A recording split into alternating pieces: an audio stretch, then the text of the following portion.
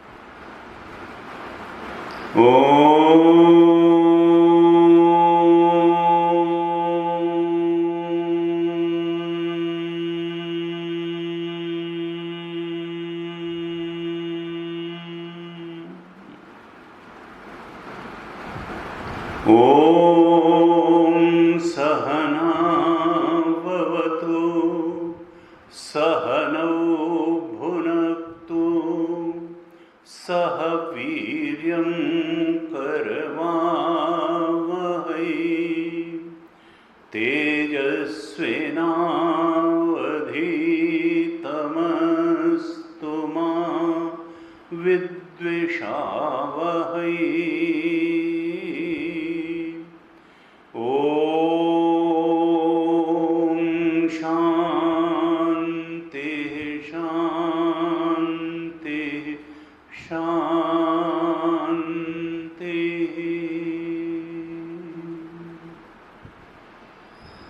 सदाशिवसमारम्भां शङ्कराचार्यमध्यमाम् अस्मदाचार्यपर्यन्तां वन्दे गुरुपरम्पराम्।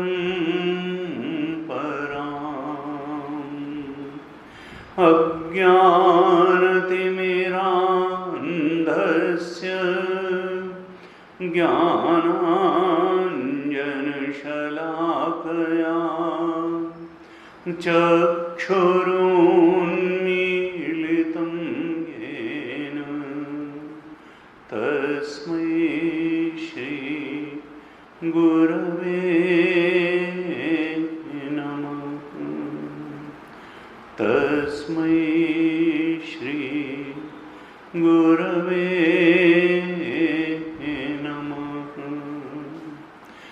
वसुदेवसुतं देवं कंसचाणूरमर्दनं देवकी परमानन्दं कृष्णं वन्दे जगद्गुरुं। कृष्णं वन्दे जगद्गुरुम्।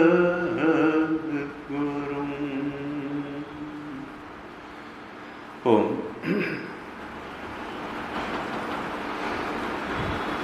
श्रीमद् भगवद गीता पर हम पिछली कुछ कक्षाओं से विचार कर रहे हैं और क्रमशः हम श्लोकों के माध्यम से आगे विचार करते रहेंगे। प्रथम कुछ 5-6 कक्षाओं में हमने गीता जी के संदेश के ऊपर विचार किया, क्या भगवान कृष्ण बताना चाहते हैं, इसको देखा और किस ढंग से हम गीता जी का पूरा लाभ ले सकते हैं ये भी देखा। अर्थात अधिकारित्व तो क्या हो जाना चाहिए गीता जी के श्रवण के लिए, और अगर अधिकारित्व तो नहीं है तो किस प्रकार से अधिकारित्व तो पैदा भी किया जा सकता है। देखिए, कैपेबिलिटी बढ़ाई जा सकती है, किसी भी काम को करने की कैपेबिलिटी बढ़ाई जा सकती है।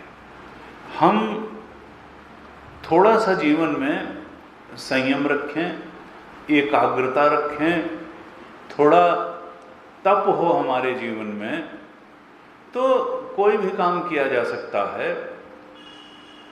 और किसी भी सीमा तक अपनी सामर्थ्य को बढ़ाया जा सकता है। अध्यात्म के क्षेत्र में भी यही सत्य है और संसार में भी सफलता पाने के लिए, उन्नति पाने के लिए सिद्धांत वही है, यही उपाय हमको करना पड़ता है। और असमर्थ व्यक्ति के लिए न तो संसार में ही कुछ बहुत श्रेष्ठ बात प्राप्तव्य होती है और न अध्यात्म ही। अध्यात्म में तो अधिकारित्व की बहुत आवश्यकता है और जिस ढंग के अधिकारित्व की आवश्यकता है वो चाहिए होगा। उपनिषद में कहा नायम आत्मा बलहीनेन लभ्य। जो प्रमादी है, आलसी है, तो सनत सुजातीय में संकाद तो कहते हैं प्रमादो वह मृत्यु। ये प्रमाद जो है ये तो मृत्यु है। आलस्य और अपनी क्षमताओं का अपने लक्ष्य को पाने के लिए पूरा निवेश न करना,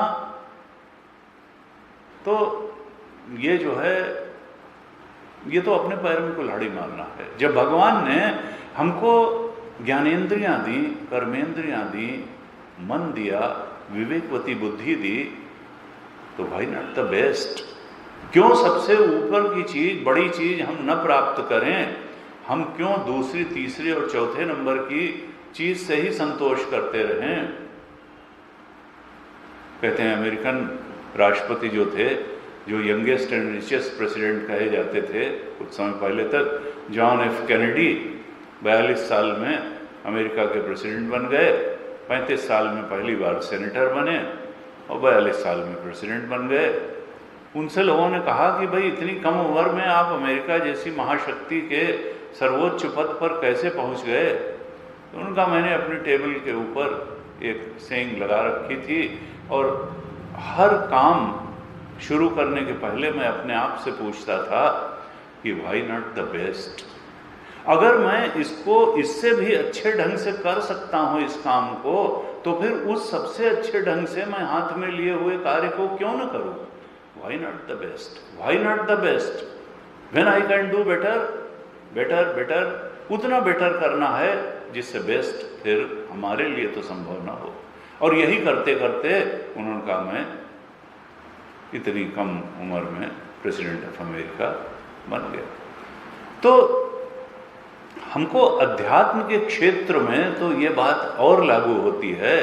हल्के हल्के कुनकुने कुनकुने शिथिल प्रयासों से आत्मज्ञान नहीं होने वाला है।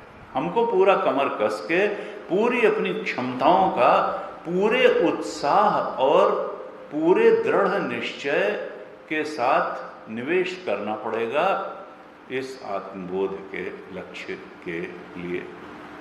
और फिर सफलता हमारे कदम चूमेगी, क्योंकि एक बार अगर हम पूरे उत्साह से, पूरी निष्ठा से और पूरे आत्मविश्वास से, ये नहीं कि हम नहीं कर पाएंगे, हमारे लिए कहाँ, जब काम शुरू करने के पहले ही हथियार डाल दिए तो युद्ध का विजय कैसे होगा? जो हाल अर्जुन का था अगर हमारा वही हो गया और भगवान रूपी कोई श्रेष्ठ सद्गुरु सारथी नहीं मिला और हमारी हतोत्साहित मानसिकता से हमको निकालने में सक्षम नहीं हुआ, तो अगर कृष्ण वहाँ सारथी बन करके न रहे होते तो अर्जुन ने भी युद्ध से पलायन कर दिया था।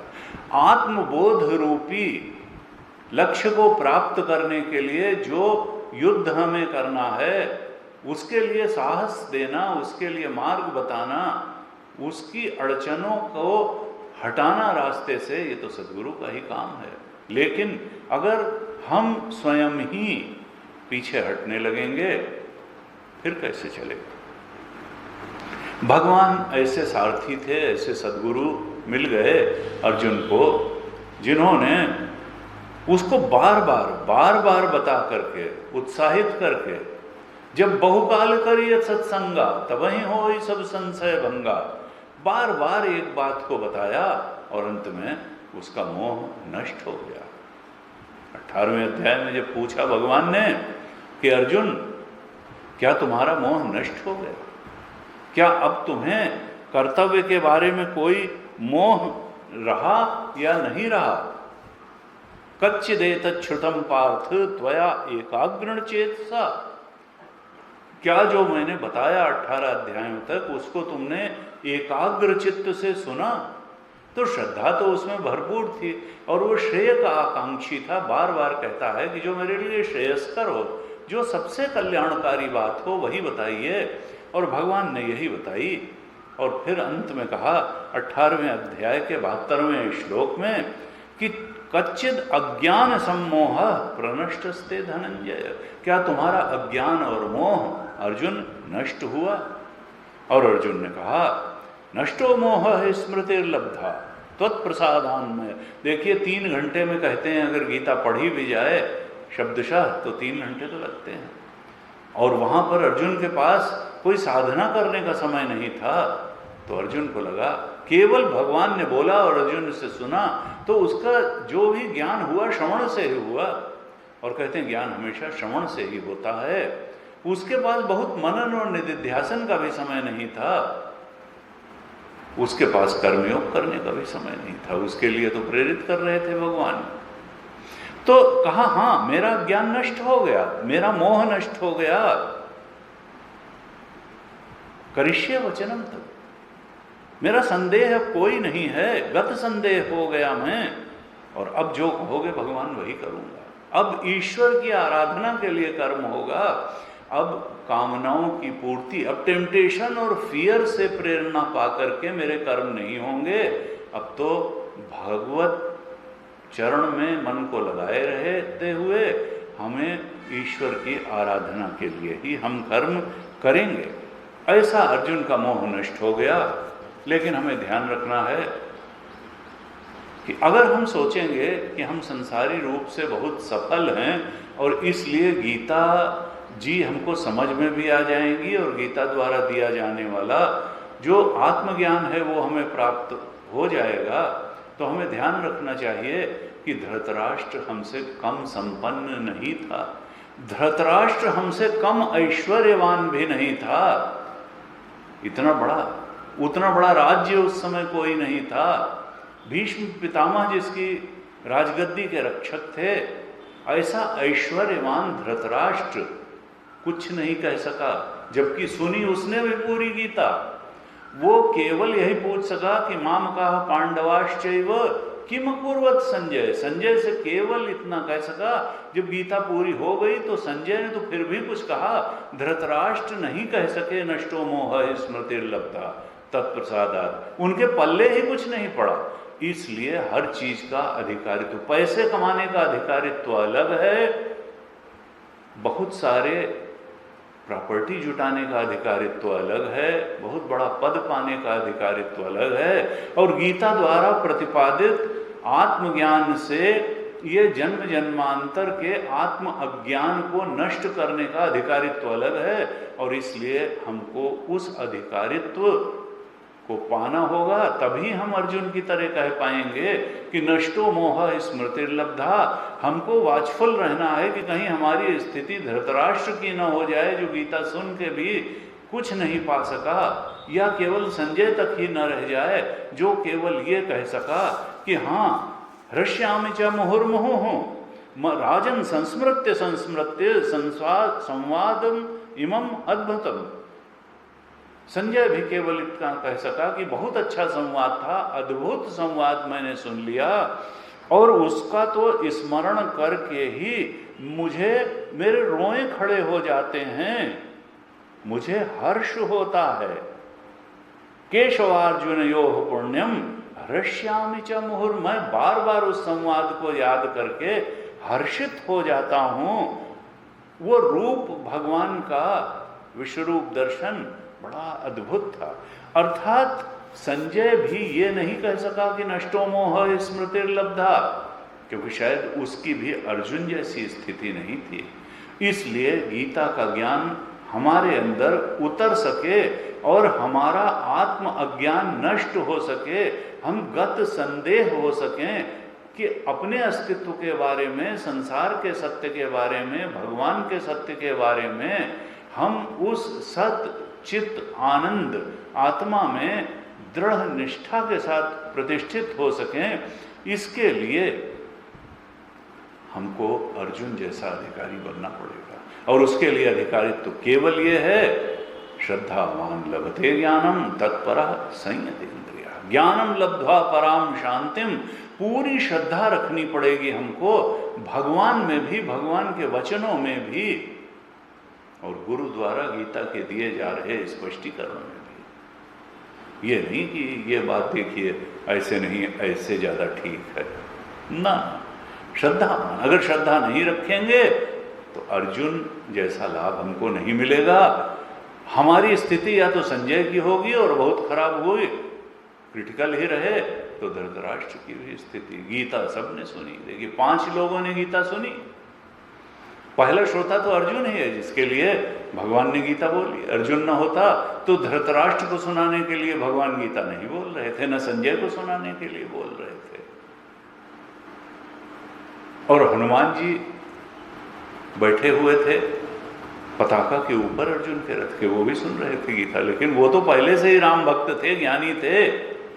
अतुलित बलधामम हेम शैलाभदेहम,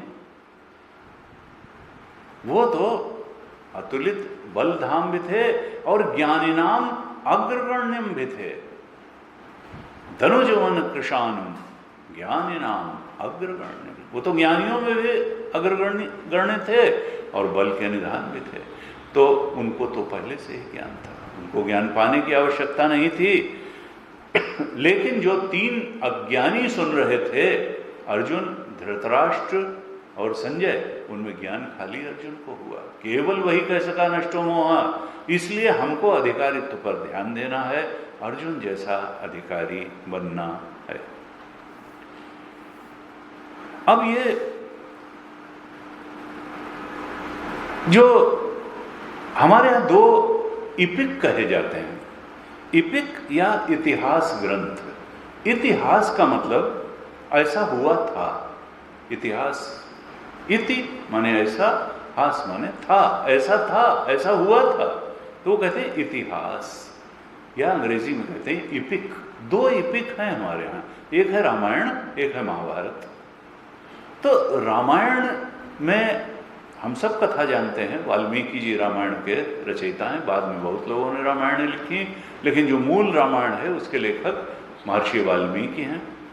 और महाभारत दूसरा एपिक है, इतिहास ग्रंथ है, और इसके लेखक भगवान वेदव्यास हैं।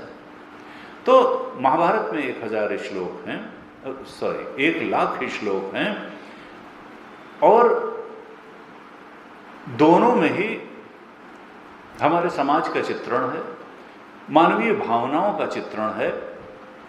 रामायण ये दिखाती है, कुछ लोगों का ऐसा कहना है कि महाभारत में जो चित्रण है वो उस बात का है कि देखो समाज में ऐसा होता है, जो कुछ होता है हमारे मानवीय समाज में उसका चित्रण महाभारत में है, और जैसा होना चाहिए उसका चित्रण रामायण में है।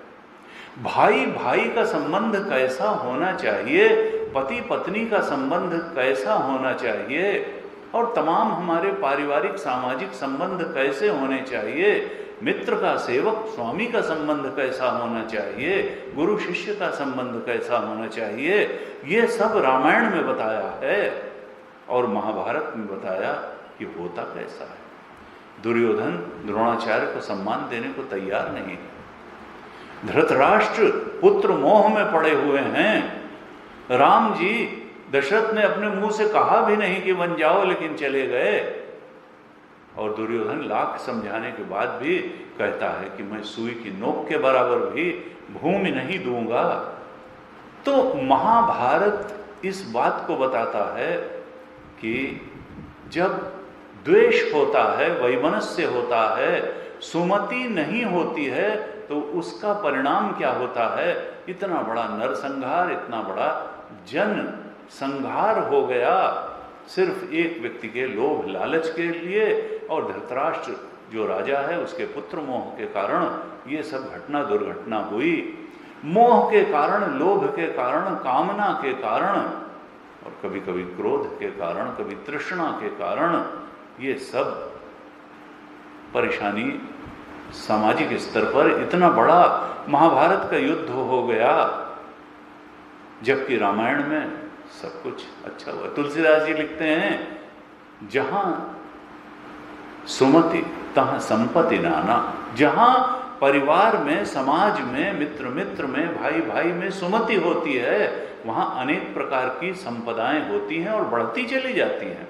जहां सुमति तहां संपत्ति नाना और जहां कुमति तहां विपत्ति निदाना। वहां पर निधान हो जाता है, वहां पर विपत्तियां ही विपत्तियां आती हैं।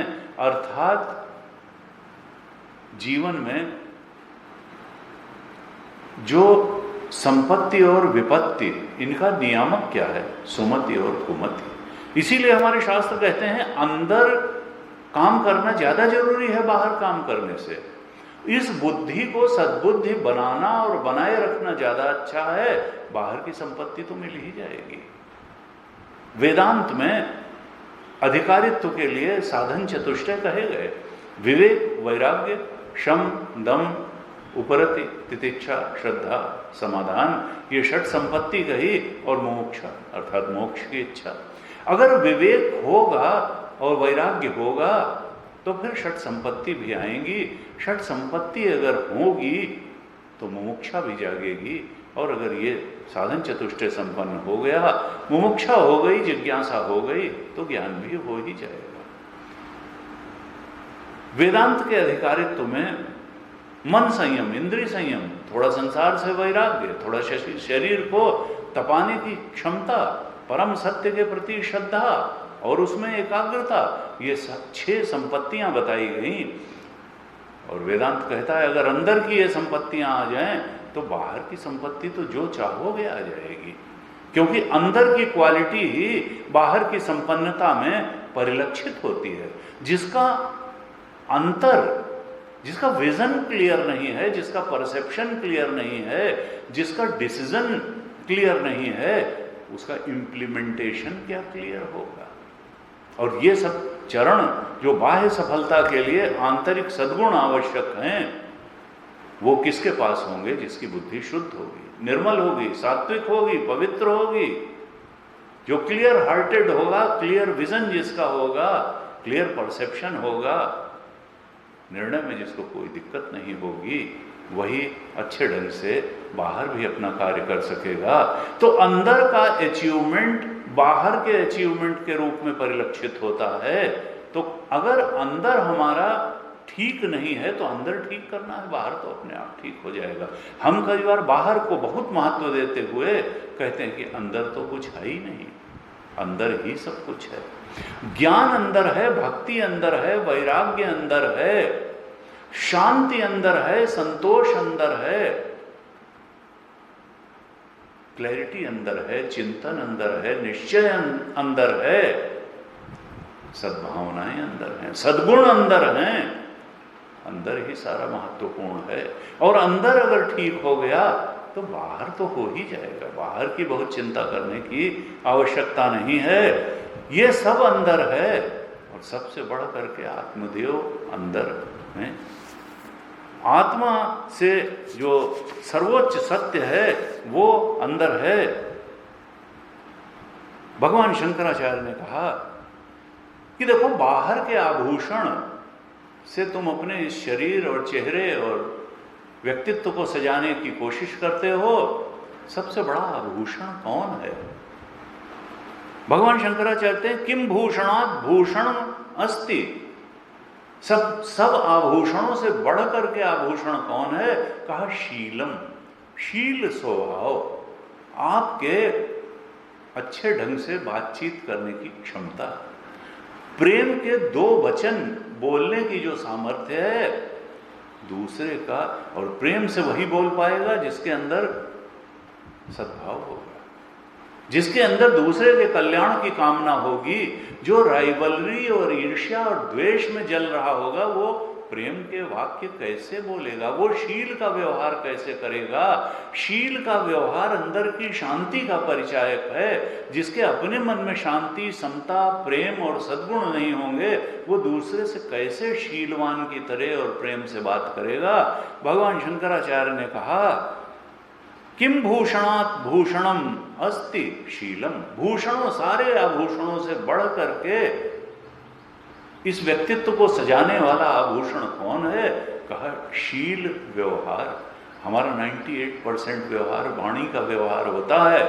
वाणी में अगर शील आ गया, प्रेम आ गया, समता आ गया, दूसरे के कल्याण की भावना आ गई, तो ये चित्त का बहुत बड़ा परिचायक है कि आपका चित्त शुद्ध है, निर्मल है। आप गीता को पढ़ने के अधिकारी हैं, उसके ज्ञान को ग्रहण करने के अधिकारी हैं। व्यवहार का शुद्ध हो जाना, व्यवहार का शीलवान हो जाना, यही अंतःकरण की शुद्धि का परिचायक है, जो शास्त्रों के ज्ञान के ग्रहण के लिए बस एक आधारशिला देता है।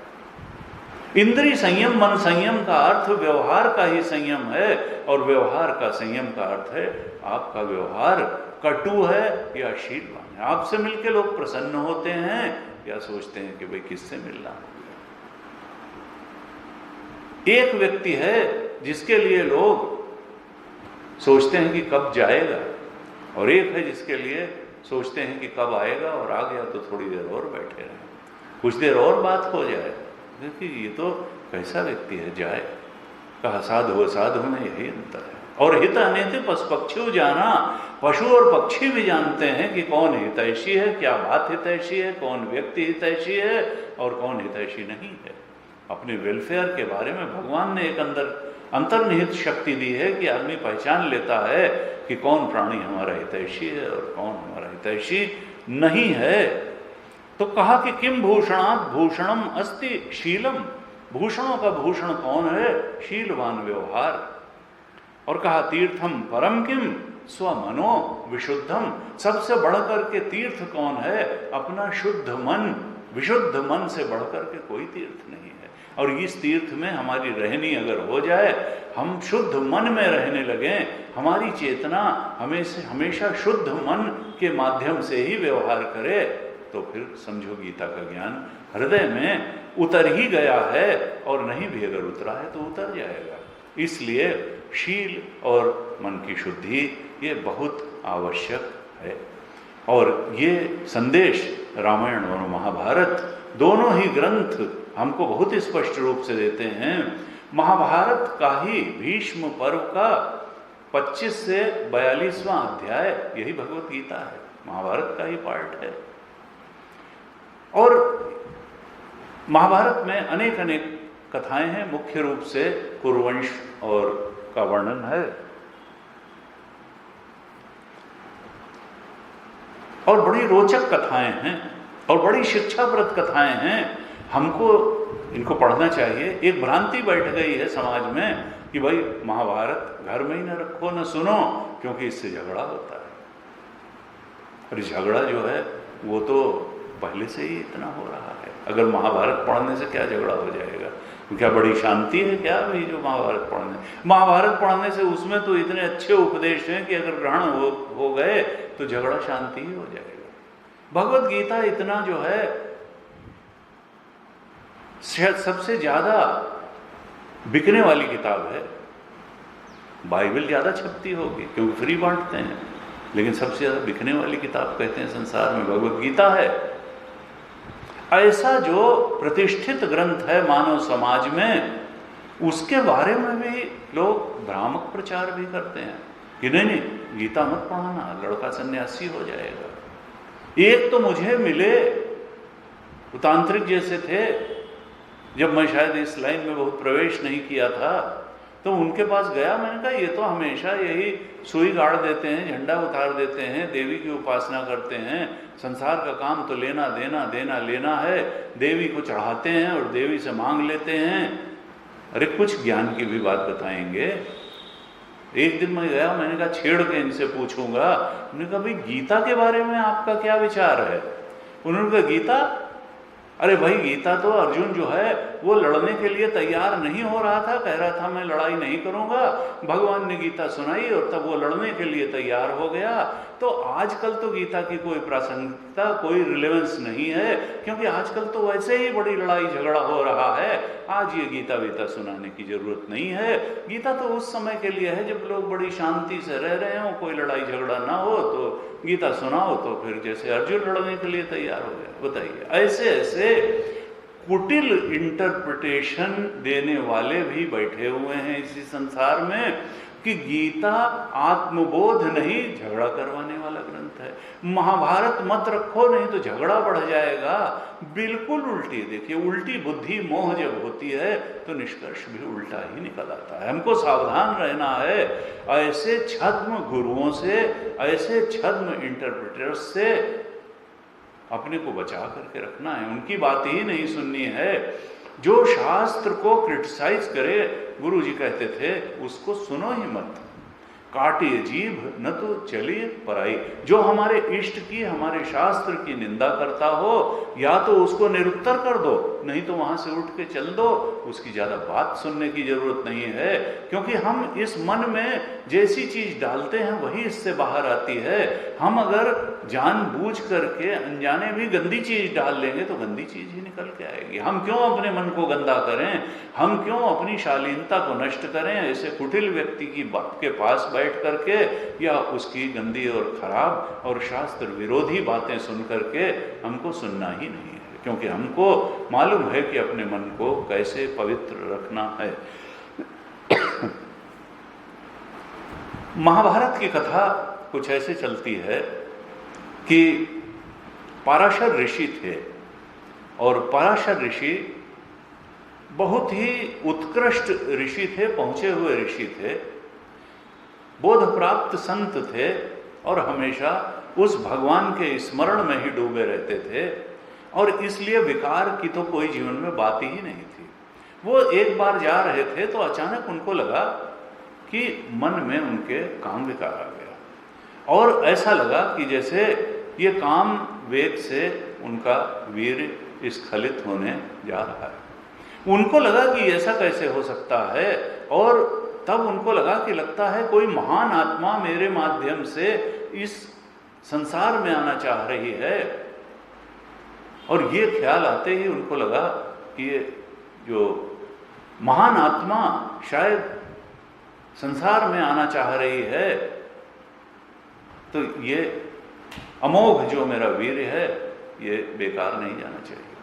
उनका फिर क्या करें? तो वहाँ एक मल्लाह था, निषाद था, और उसकी कन्या जिसके शरीर से मछली की महक आती थी, मत्स्यगंधा वो थी। उसने कन्या के पिता से कहा, पराशर ऋषि ने, कि मैं इसके गर्भ में अपना वीर स्थापित करना चाहता हूँ, क्योंकि कोई श्रेष्ठ आत्मा मुझे लगता है जन्म लेना चाह रही है। निषाद ने, जो मत्स्यगंधा का पिता था, कहा कि ये मेरी जो पुत्री है, ये तो इसके शरीर से तो मछली की महक आती है, ये इससे कोई विवाह करने को नहीं तैयार है अभी ही, और अगर ये कुंवारी रहते ही मां भी बन गई तब तो इससे और कोई विवाह। और आप कह रहे हैं कि आप केवल नियोग के द्वारा ही इससे विवाह करेंगे, इसके गर्भ में अपना बीज स्थापन करके आप चले जाएंगे, फिर इससे कौन विवाह करेगा? और मैं तो यहाँ बैठा नहीं रहूंगा, इसकी मेरे बाद देखभाल करने वाला कौन होगा? पराशर ऋषि ने कहा, मैं तपोनिष्ठ संत हूं, मैं इसको मत्स्यगंधा से योजन गंधा बना दूंगा। इसके शरीर से 1 योजन यानी 2 किलोमीटर तक खुशबू आने लगेगी, और इसका कौमार्य नष्ट नहीं होगा। ये पुत्र उत्पन्न करने के बाद भी ये कुंवारी ही बनी रहेगी। जब ऐसा आश्वासन दिया तो तैयार हो गया, और नियोग संबंध करके पराशर ऋषि ने उस मत्स्यगंधा के गर्भ में अपना बीज स्थापित किया, और फिर व्यास देव जी का जन्म हुआ। भगवान वेद व्यास का अवतरण हुआ, जन्म हुआ, जो कि हमारे महाभारत के उपनिषदों के वेद के व्यास करने वाले और महाभारत के लिखने वाले, 18 पुराण लिखने वाले, अध्यात्म रामायण लिखने वाले ऐसे पुरोधा संत हुए, हम तो उनको परंपरा में भगवान का अवतार ही मानते हैं।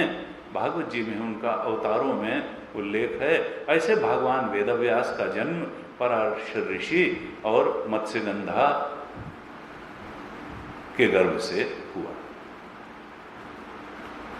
गुरु जी कहते थे कि एक बार एक अंग्रेज आया हमारे पास और उसने कहा कि कैसी कैसी गप है आप लोगों के, जो ये शास्त्र हैं जिनको आप लोग कहते हो कि हमारा ये रामायण है, ये महाभारत है और ये पुराण है। अब बताइए, कोई लड़की होगी, उसके बच्चा भी हो जाएगा और वो कुंवारी भी बनी रहेगी, ये सब क्या जो है गपबाजी जो है। पहले मैंने कहा देखो, दूसरे को क्रिटिसाइज करना बहुत आसान होता है। उन्होंने कहा कि पर उपदेश कुशल बहुते रे, जे आचरण हित नर न घने रे। आत्मावलोकन बहुत कठिन कार्य है, आत्म सुधार बहुत कठिन कार्य है, और दूसरे का दोष देखना बहुत सहज है। दूसरे की निंदा दोष देख के कर देना बहुत आसान है, और अपने दोषों का निवारण करना, अपने दोष देख पाना ही बड़ा कठिन कार्य है। उनका भाई तुम्हारे यहाँ क्रिश्चियनिटी में वर्जिन मेरी का जिक्र आता है कि नहीं आता है? क्राइस्ट के पैदा होने के बाद भी अगर उनकी माँ वर्जिन रह सकती हैं, तो मत्स्यगंधा पारशर ऋषि के पास कम सामर्थ्य थी, कम उनका तपोबल था, वो क्यों ऐसा आशीर्वाद नहीं दे सकते हैं? जो मत्स्यगंधा थी वो भी पुत्र उत्पन्न करने के बाद क्यों उसका कौमार्य इंटैक्ट रह सकता है? उसकी कौमार्य नहीं भंग हुआ, तो इसमें आश्चर्य की क्या? केवल ये इंग्लैंड और अमेरिका की बबूती है वर्जिन मैरी? सत्यवती के साथ ऐसा नहीं हो सकता है। तपोबल से कुछ भी, ऋषि आशीर्वाद से, ऋषि के तपोबल से कुछ भी हो सकता है। इस प्रकार की कथाएं आती हैं। थोड़ा सा हमको इस पर खुले मस्तिष्क से, ये नहीं कि वेस्ट की अंधी दौड़ में हमने अपनी जो महान संस्कृति है उसको ही भुला दें। हमारे यहाँ अंदर को बहुत महत्व दिया गया, सारी महत्वपूर्ण चीज अंदर है। बाहर की साफ सुथरा होने से ही सब कुछ अचीव नहीं हो जाए। अंदर की शुद्धि, अंदर की बुद्धि, अंदर का जो है समता, अंदर की शांति बाहर से बहुत ज्यादा महत्वपूर्ण है। पराशर ऋषि के ऐसे आशीर्वाद से वेदव्यास का जन्म हुआ, और इधर जो हस्तिनापुर के नरेश थे शांतनु पहले तो गंगा पर आसक्त हुए, और गंगा से भीष्म का उनके पुत्र के रूप में जन्म हुआ। और फिर गंगा ने शर्त ये रखी थी कि जो भी पुत्र होगा मुझे दे दोगे, और तुम ये नहीं कहोगे उस पुत्र का मैंने किया क्या। और वो सारे पुत्रों को ले जा करके गंगा में बहा देती थी, और शांतनु को बड़ा क्षोभ होता था। जब भीष्म हुए तब उनसे रहा नहीं गया। जब गंगा पुत्र को लेकर के चली तो वो भी चुपचाप पीछे पीछे गए, और देखा कि बहाने जा रही हैं, तब उन्होंने अनुरोध किया कि ना बहाओ। गंगा ने शर्त रखी थी कि जिस दिन तुम मना करोगे मैं छोड़ के चली जाऊंगी। तो पुत्र तो उन्होंने छोड़ दिया गंगा ने, लेकिन खुद अंतर्ध्यान हो गई, और उसके बाद में भीष्म अपने पिता के पास ही रहे, शांतनु के पास ही रहे। शांतनु को गंगा की याद बहुत आती थी, लेकिन जैसी गंगा की शर्त थी वो चली गई। शांतनु एक दिन विचरण कर रहे थे, और तब उनको लगा कि ये इतनी अच्छी खुशबू कहाँ से आ रही है, ये सुगंध कहाँ से आ रही है। उस सुगंध के स्रोत का पीछा करते करते जब वो गए तो देखा सत्यवती बैठी हुई थी, यानी मत्स्यगंधा जो अब योजन गंधा हो चुकी थी, जिसका नाम सत्यवती था, वो थी। उन्होंने प्रणय अनुरोध किया सत्यवती से। सत्यवती ने कहा देखो मेरे पिता हैं, आपको अगर मुझसे विवाह की इच्छा है तो मेरे पिता से आप बात करिए। जब शांतनु ने बात की तो पिता ने कहा कि देखिए पहले से ही आपका एक पुत्र है, मेरी शर्त यह है कि मेरी पुत्री का पुत्र ही राजा हो आपके पास, आपके बाद मेरी इस पुत्री का बेटा ही पुत्र जो है वही राजा होना चाहिए। अब शांतनु संशय में पड़ गए, क्योंकि भीष्म जैसा सद्गुणी बालक उसकी उपेक्षा कैसे करें, और अनमने से हो गए। जब भीष्म को यह बात मालूम पड़ी कि हमारे पिता सत्यवती से विवाह करना चाहते हैं और मेरे कारण नहीं कर रहे हैं, तो उन्होंने कहा कि नहीं, मैं राजा नहीं बनूंगा, जो सत्यवती का पुत्र होगा वही राजा बनेगा। और उसके बाद सत्यवती के पिता ने कहा ठीक है ये नहीं बनेगा, लेकिन बड़ा लड़का है, इसका लड़का क्लेम कर सकता है कि मैं राजा बनूंगा। तब भीष्म ने कहा कि मैं प्रतिज्ञा करता हूं कि मैं आजीवन ब्रह्मचारी रहूंगा, और मेरा पुत्र ही नहीं होगा तो फिर वो राज सिंहासन पर बैठने का दावा कैसे करेगा। और इसी को प्रसिद्ध भीष्म प्रतिज्ञा कहते हैं। फिर शांतनु का सत्यवती से विवाह हो गया। शांतनु और सत्यवती के एक पुत्र हुए जिनका नाम था विचित्रवीर्य। ये विचित्रवीर्य विलासी व्यक्ति थे, और उस समय जाना होता था स्वयंवरों में, और जिसको राजकुमारी माला पहनाती थी वही उसका पति होता। ये विचित्रवीर इतने सामर्थ्य, ये इनका नाम तो था विचित्रवीर, लेकिन ये वीरहीन टाइप के थे। इनके बस का ही नहीं था कि स्वयंवर में जाकर के या तो कोई राजकुमारी इनका वरण कर ले या ये उसका हरण करके ले आए, क्योंकि उस समय यही दो तरीके थे पत्नी को प्राप्त करने के। जब नहीं कर पाए तब विचित्रवीर की मां सरस्वती ने भीष्म से कहा कि बेटा तुम ही इसके विवाह के लिए कुछ उपक्रम करो। और तब उस सामर्थ्यहीन भाई विचित्रवीर के विवाह के लिए उसकी जगह कन्या हरण करके लाने की जिम्मेदारी भीष्म ने ली। और उस समय काशी नरेश के 3 कन्याएं थी, अंबा, अंबालिका और अंबिका। अंबा, अंबिका और अंबालिका वो गए और काशी नरेश की 3 कन्याओं का हरण करके ले आए विचित्रवीर से विवाह कराने के लिए। जब हरण करके लाए तो विचित्रवीर तो वीरहीन ही थे, उनके कोई संतान न हो पाई। इधर जब 3 कन्याएं हरण करके ले आए तो उसमें से अंबा और अंबालिका उन्होंने तो विचित्रवीर से विवाह कर लिया, क्योंकि उस समय यही प्रथा थी, इसी प्रकार से विवाह होते थे। उन 2 कन्याओं ने तो विचित्रवीर को पति के रूप में स्वीकार कर लिया, लेकिन जो एक तीसरी कन्या अंबिका थी, अंबिका ने कहा भीष्म से कि आप मेरा वरण तो कर लाए हैं, लेकिन मैं तो पहले से ही शाल्व नरेश को पति के रूप में वरण कर चुकी हूं। मैं अब शाल्व नरेश के अलावा किसी पर पुरुष का वरण नहीं कर सकती।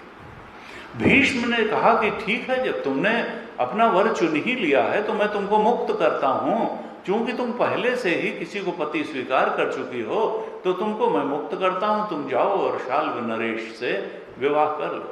जब अंबिका गई तो शाल्व नरेश ने कहा कि देखो तुमको भीष्म हरण करके ले गया, जब तक तुम अपने पिता की पुत्री ही थी तब तक तो मैं तैयार था तुमको पत्नी बनाने के लिए, लेकिन अब तुम किसी और की संपत्ति हो, उसने जीत करके तुमको ले गया है। अब मैं उस शेर के द्वारा झूठे किए गए शिकार को नहीं मैं वर्ण करूंगा। मैं तो अब तुमसे विवाह नहीं कर सकता, क्योंकि अब तुम्हारा हरण किसी और ने कर लिया है, अब वही तुमसे विवाह करेगा या जो करो। उसने इनकार कर दिया अंबिका से विवाह करने के लिए। ये बेचारी रोती कलपती लौटी अंबिका, और इसने भीष्म से कहा कि उसने जो है, तो भीष्म ने कहा मैंने तो मुक्त कर दिया है, तुम चाहो तो विचित्रवीर से उन्होंने कहा ना, मैं विचित्रवीर से भी विवाह नहीं करूंगी, और शाल्व ने इनकार कर दिया है मुझसे विवाह करने के लिए। आप मेरा हरण करके लाए हैं, अब तो आपको ही मुझसे विवाह करना होगा, नहीं तो आप मेरा हरण करके लाए क्यों? भीष्म ने कहा कि मैं तो आजीवन ब्रह्मचर्य का मैंने व्रत लिया हुआ है, मैं विवाह नहीं कर सकता। कहा नहीं, आपने हरण किया है, विवाह तो आपको करना पड़ेगा, और नहीं करेंगे तो आप धर्म विरुद्ध कार्य करने के लिए पाप के भागी होंगे, आपको उसका पाप का फल भुगतना होगा। और मैं तो सारों से जा करके ये बात कहूंगी, कहीं ना कहीं तो मुझे न्याय मिलेगा। और वो घूम घूम करके बहुत से राजाओं के पास गई कि ये भीष्म को किसी प्रकार से राजी किया जाए, लेकिन भीष्म तो इतने वीर थे कि उनकी इच्छा के विरुद्ध ये बात कहने का भी साहस किसी का न हुआ। और अंत में वो घूमते हुए भीष्म के भी गुरु परशुराम के पास गई, और परशुराम से अपना जब दुख कहा तो परशुराम ने कहा, तुम बिल्कुल ठीक कहती हो बेटी, मैं उसको कहता हूं। और जब परशुराम ने कहा तब भी भीष्म ने मना कर दिया। तब परशुराम ने कहा कि फिर तुम मुझसे युद्ध करो। फिर परशुराम, गुरु और शिष्य का युद्ध हुआ, परशुराम और भीष्म का युद्ध हुआ। और उसमें भीष्म ने वीरोचित परिचय दिया, लेकिन परशुराम को लगा कि देखो ये मानेगा नहीं, ये मर जाएगा लेकिन मानेगा नहीं। और भीष्म को तो इच्छा मृत्यु का वरदान था, जब तक वो स्वयं न इच्छा करते तब तक उनकी मृत्यु। तब देवताओं ने समझाया कि देखो अनंत काल तक ये युद्ध चलता रहेगा, परशुराम हार नहीं सकते और भीष्म की मृत्यु हो नहीं सकती बिना उनके चाहे, तो ये क्या है। फिर सबके इंटरफेरेंस से वो युद्ध बंद कराया गया और बात जहां की तहां बनी रही। अंबिका का हृदय अब भी विद्वेष से जल रहा था और अंत में उसने शरीर छोड़ दिया और इस संकल्प के साथ छोड़ा कि भीष्म से मैं बदला तो लूंगी। परशुराम भले न मार सके हों, लेकिन मैं भीष्म की मृत्यु का कारण बनूंगी। इसने जो है मेरा हरण किया और मेरे से विवाह नहीं किया। जब इस संकल्प के साथ ही उसने शरीर त्याग किया तो अगले जन्म में वही जीव द्रुपद के घर में शिखंडी के रूप में उत्पन्न हुआ, जो नपुंसक था। और भीष्म इस बात को जानते थे कि ये शिखंडी वही अंबिका है जो मुझसे विवाह करना चाहती थी, और इस समय ये बाहर से पुरुष के, लेकिन इसका अंतःकरण अभी भी स्त्री का है, और वही भीष्म की मृत्यु का कारण बना। अर्जुन के आगे कृष्ण ने उसको खड़ा कर दिया जब भीष्म का कोई, और ये बात भीष्म ने ही बताई कि अगर मैं स्त्रियों पर हथियार नहीं चलाता हूं, मैं बाण नहीं चलाऊंगा। और जब आ गया तो भीष्म ने बाण चलाने बंद कर दिए और अर्जुन ने एक प्रकार से शिखंडी के पीछे छुप करके ही भीष्म को मारा, क्योंकि धनुष बाण हाथ में रहते भीष्म को मारना संभव नहीं था, द्रोणाचार्य को भी मारना संभव नहीं था। ये दोनों ही जब इन्होंने धनुष रख दिया किसी कारण से, तभी ये मारे जा सके। और कृष्ण की ही, भगवान की कृपा थी कि अर्जुन इस प्रकार से शत्रुओं का नाश कर सका। तो ये विचित्र कहानियां हैं महाभारत की, लेकिन ये सत्य भी हैं। अर्जुन जो इतना बड़ा योद्धा था और एक दिन में महाभारत के युद्ध की तैयारी नहीं की गई थी। किसी भी युद्ध को टालने के लिए बहुत से प्रयास किए जाते हैं, लेकिन जब और कोई रास्ता नहीं रहता तब फिर युद्ध का रास्ता ही ठीक रहता है। आतताई को मारने के लिए अगर वो समाज के लिए अहितकर है और युद्ध अवश्यंभावी हो जाता है, तब तो युद्ध को पूरे उत्साह से और पापियों के नाश, आतताइयों के नाश के लिए युद्ध तो करना ही चाहिए, अधर्म के नाश के लिए युद्ध करना ही चाहिए। अगर और सारे ऑप्शंस अब यूज कर लिए गए हों और कोई कारगर न हुआ, ऐसे माहौल में सब कुछ जानते बूझते हुए भी कि कृष्ण स्वयं दूत बन करके गए कौरवों के यहां और तब भी युद्ध टाला नहीं जा सका। और ऐसे जब सेनाएं सज चुकी हैं उस समय अर्जुन को मोह हो गया ये देख करके कि देखो हमारे आचार्य सामने खड़े हैं, पितामह भीष्म सामने खड़े हैं, मेरे श्वशुर, मेरे मामा, मेरे भाई लोग, मेरे पुत्र, मेरे पौत्र, मेरे चाचा, मेरे ताऊ, मेरे बंधु बांधव, यही सब तो खड़े हुए हैं और इन्हीं को मार करके मुझे ये युद्ध जीतना पड़ेगा। और तब भगवान से अर्जुन बोला, हम प्रथम अध्याय पर चर्चा कर रहे थे, 28-30 श्लोक तक हमने चर्चा की थी। क्या बोला कि भगवान, हे कृष्ण, मेरा शरीर तो कांप रहा है, मेरे अंग शिथिल हुए जा रहे हैं, मेरा मुंह सूख रहा है, मुझे रोमांच हो रहा है, मेरे हाथ तो गांडीव को पकड़ने में भी सक्षम नहीं है, मेरी त्वचा जल रही है, मैं तो खड़ा होने में भी समर्थ नहीं हूं, मेरा सिर तो जैसे चकरा रहा है। और मैं तो यही समझता हूं कि इस समय इन स्वजन को मार करके हमारा कोई कल्याण नहीं होना।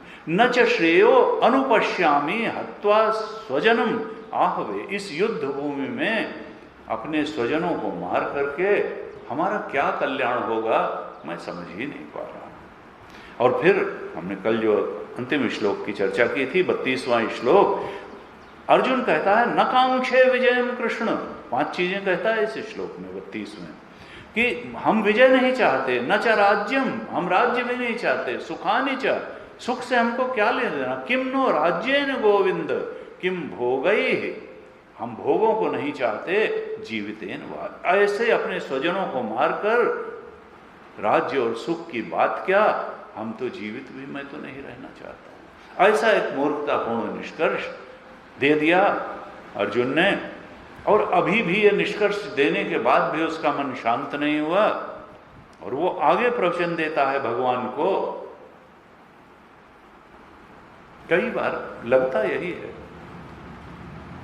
शिष्य भी कई बार प्रश्न के नाम पर प्रवचन देना प्रारंभ करता है, क्योंकि प्रश्न तो जहां बुद्धि खड़ी है उसी धरातल से निकलता है। इसीलिए बड़े गुरु जी समझते बहुत प्रश्न को, क्योंकि प्रश्न तुम करोगे क्या, प्रश्न तो अज्ञान से ही उपजता है, ज्ञान से थोड़ो।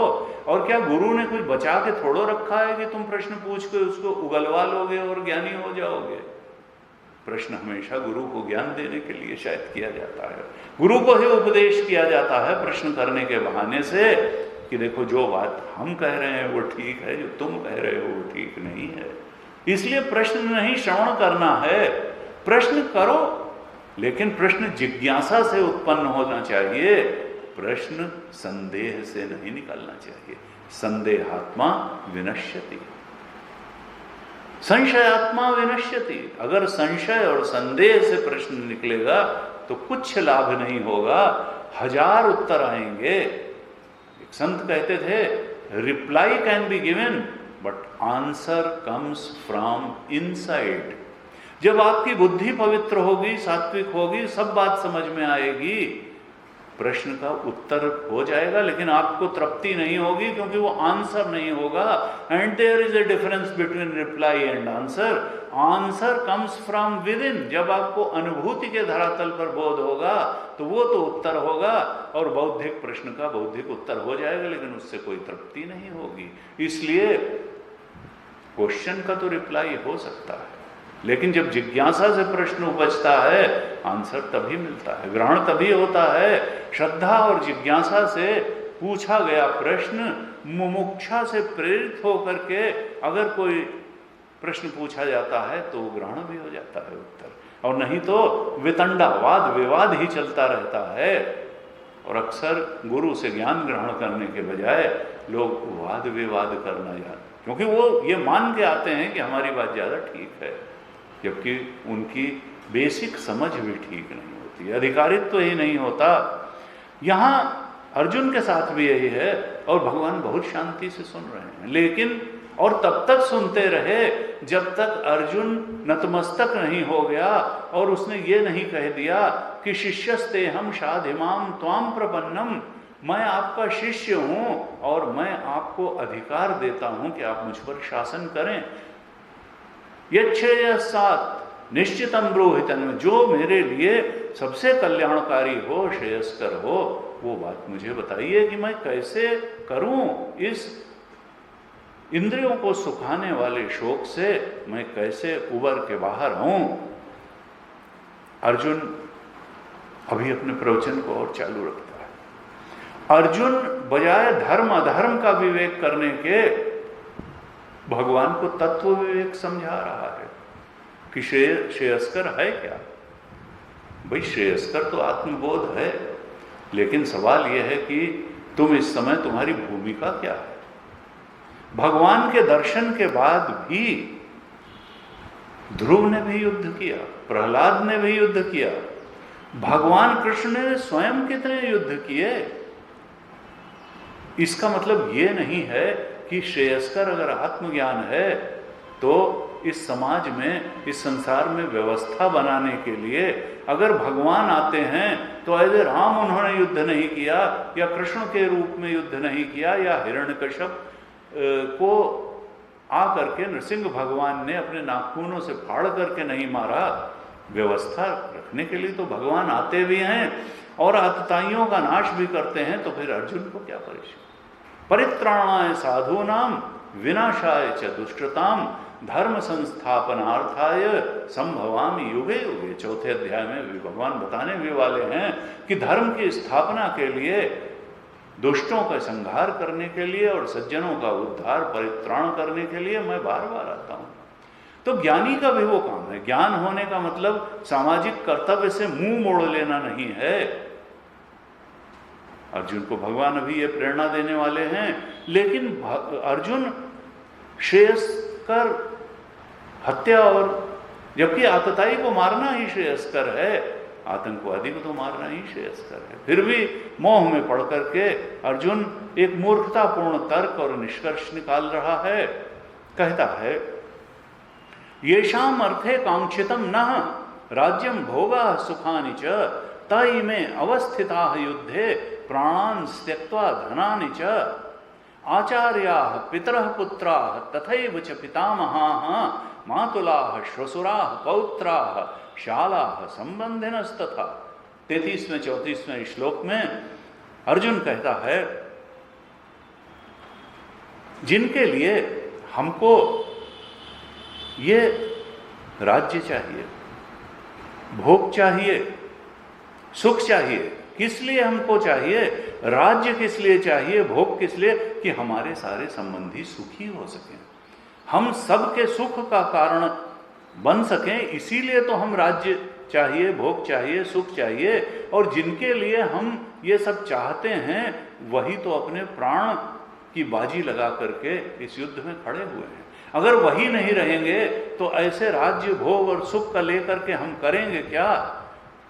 जिनके हित के लिए, जिन आचार्य, चाचा, ताऊ, पुत्र, पितामह, मामा, मातुला, श्वशुर, पौत्र, साले, शाला और संबंधियों के लिए हम ये सब राज्य और संपत्ति और सुख चाहते हैं, वो सब जब रहेंगे नहीं, युद्ध में चले जाएंगे। एतान न हन्तुम इच्छामि, कहता मैं इनको मारने के लिए एकदम तैयार नहीं हूं, मुझे इनको मारने की कोई इच्छा नहीं है। एतान न हन्तुम इच्छामि घ्नतोपि मधुसूदन, चाहे मुझे, हे मधुसूदन कृष्ण, ये मुझे मार ही क्यों न डालें, मैं तो इनको मारने के लिए कोई इच्छा हमारे अंदर नहीं है, मैं नहीं मारूंगा। अपि त्रैलोक के राज्य से, चाहे इनको मार करके मुझे तीनों लोकों का ही राज्य मिलने वाला हो, किम हेतो किम नु मही कृते, फिर केवल इस पृथ्वी के एक हस्तिनापुर के राज्य की तो बात ही क्या है। अगर तीनों लोगों का राज्य भी मिलने वाला हो तब भी मैं इनको मारना नहीं चाहूंगा। और आगे बढ़ाता है, कहता है निहत्य धार्त राष्ट्रान्न का प्रीति है स्यात् जनार्दन। इन धृतराष्ट्र के पुत्रों को मारने में हमको क्या प्रसन्नता होगी, क्या प्रीति, क्या ये हमारे प्रसन्नता को जीवन में बढ़ाएगा? इन कौरवों को, धृतराष्ट्र के पुत्रों को मारने से हमको क्या प्रसन्नता होगी? पापम एव आश्रयेत, हमको पाप ही लगेगा। हत्वा एतान आतताई, ना ये भी मान रहा है कि आतताई हैं, फिर भी कहता है कि इन आतताइयों को मार करके हमको पाप ही तो लगेगा। फिर कहता है तस्मान न अर्ह वयम हंतुम धृतराष्ट्रान स्वबांधवान, ये कुछ भी है धृतराष्ट्र के पुत्र, ये हमारे भाई ही हैं, ये हमारे द्वारा मारे जाने योग्य नहीं हैं। स्वजनम ही कथम हत्वा सुखिनः श्याम माधव, हे माधव, हे कृष्ण, अपने ही स्वजनों को मार करके हम किस प्रकार से सुखी हो सकेंगे?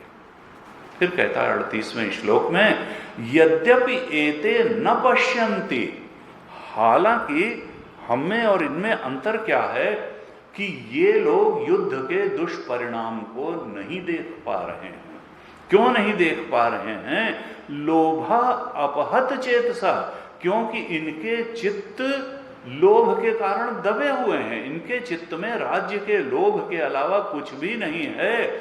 इसलिए ये युद्ध के परिणाम को, इस पाप को नहीं देख पा रहे हैं। क्या पाप है? कुलक्षय कृतम दोषम, कि इससे कुल का नाश हो जाएगा, ये दोष है, इससे पाप लगेगा, और ये लोग नहीं समझ पा रहे हैं।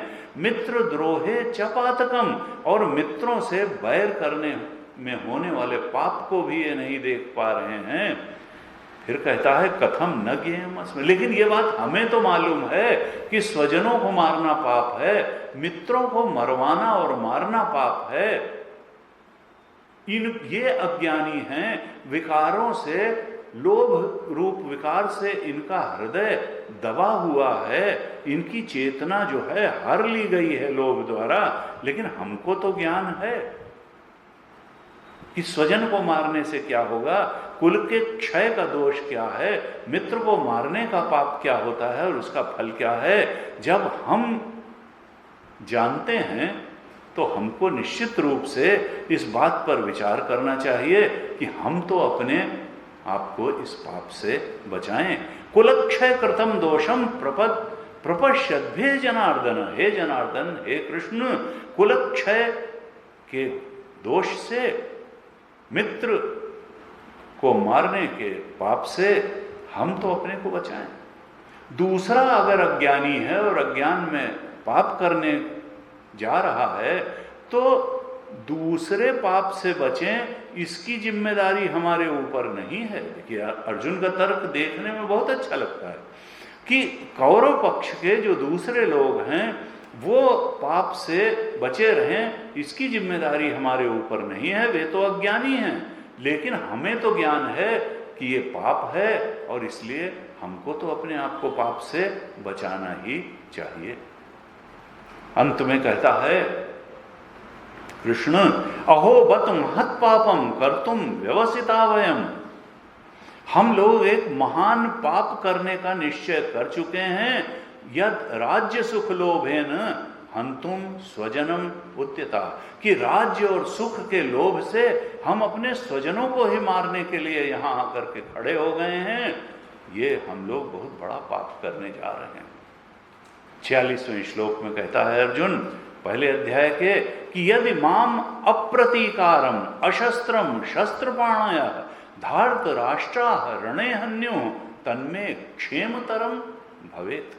मैं तो शस्त्र उठाने वाला नहीं हूं और मुझे यह लगता है कि मुझ निहत्थे अर्जुन को और शस्त्र न उठाए हुए और प्रतिकार न करने वाले को अगर युद्ध में ये धृतराष्ट्र के पुत्र मार भी डालें तो भी ये श्रेयस्कर होगा। तन्में क्षेमतरम भवे, तो भी मेरे लिए बहुत कल्याणकारी होगा कि मुझ निहत्थे अर्जुन को, बिना प्रतिकार के खड़े हुए अर्जुन को ये शस्त्रधारी धृतराष्ट्र के पुत्र अगर मार भी डालें तो इससे ज्यादा कल्याणकारी बात क्या होगी। देखिए फैलेसी ऑफ लॉजिक, कितनी लॉजिकल, और हमारी पूरी जिंदगी लॉजिकल फैलिसी में जाती है। ऐसा नहीं है कि ये लॉजिकल फैलिसी केवल अर्जुन को, अर्जुन बहुत ज्ञानी था, हम लोगों से बहुत सामर्थ्यवान था, फिर भी ऐसी लॉजिकल फैलिसी से जीवन को चलाना चाहता था, और ऐसी ही लॉजिकल फैलिसी से हम लोग भी चलाते हैं और उसको बहुत ठीक मानते हैं। गीता की शरण में गए बिना, बुद्धि शुद्ध हुए बिना, ये लॉजिकल फैलिसी जो है यही तो जीवन में दुख लाती है। हमको देखना चाहिए कि कौन सा ठीक तर्क है और कौन सा फैलिसी ऑफ लॉजिक है, और फैलिसी ऑफ लॉजिक को ही हम ट्रू लॉजिक मान लेते हैं और गलत निष्कर्ष पे पहुंच जाते हैं। परसेप्शन गलत होता है, डिसीजन गलत होता है, इम्प्लीमेंटेशन गलत होता है, और गलत बात का कभी सही नतीजा आ सकता है। ये तो कहिए भगवान कृष्ण थे उसका लॉजिकल फैलिसी दिखाने के लिए और सही तर्क और सही मार्ग दिखाने के लिए, तब अर्जुन की बुद्धि सत्य देखने में समर्थ हो सकी और वो वास्तविक कल्याण में प्रवृत्त हो सका।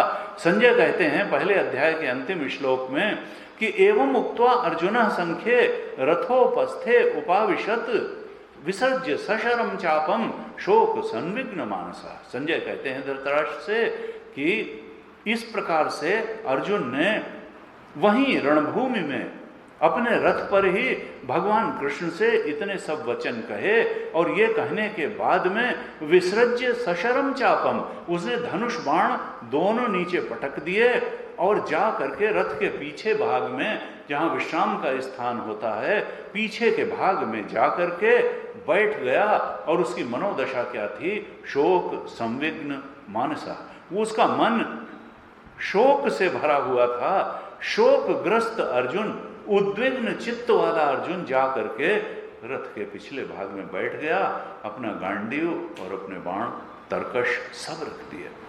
जब ये दशा हुई तब अब भगवान को लगा कि उपदेश के लिए सही समय, अभी भी नहीं, पहले तो डांटते हैं दूसरे अध्याय में, और उसके बाद में भगवान का दूसरे अध्याय के 11वें श्लोक से प्रवचन प्रारंभ होता है। यह विषाद योग है, इसको भी योग और गीता का पार्ट माना गया, जबकि इसमें भगवान बोल नहीं रहे हैं, उपदेश नहीं है। विषाद भी अगर भगवान के चरणों में अर्पित कर दिया जाए, भगवान के समक्ष कह दिया जाए, तो उधर से प्रसाद के रूप में भगवान की कृपा प्राप्त होती है। हम इधर उधर सबसे अपना दुखड़ा न रोएं, रोना है तो उस परम पिता के सामने रोएं, निश्चित रूप से उससे प्रत्युत्तर आएगा। हमको इसी दुनिया, इसी स्वार्थी दुनिया में कोई मार्ग मिल जाएगा, कोई सहायक मिल जाएगा, भेज देंगे भगवान जिसकी जरूरत होगी, और क्रिएट कर देंगे वो परिस्थिति जो हमारे दुख निवारण का कारण होगी। एक नहीं अनेक अनेक भक्तों का ये अनुभव रहा है, लेकिन हम तो मेरे तेरे के सामने अपना दुखड़ा गाते हैं, भगवान के सामने नहीं गाते हैं। हमको बात भगवान से करनी है, हमको भगवान को छोड़ करके जो कम सामर्थ्य वाले या बिना सामर्थ्य वाले लोग हैं उनसे बहुत आशा नहीं लगानी है। भगवान से अपना दुखड़ा, भगवान से अपना विषाद अर्जुन ने कहा, और निश्चित रूप से फिर प्रसाद तो आना ही था।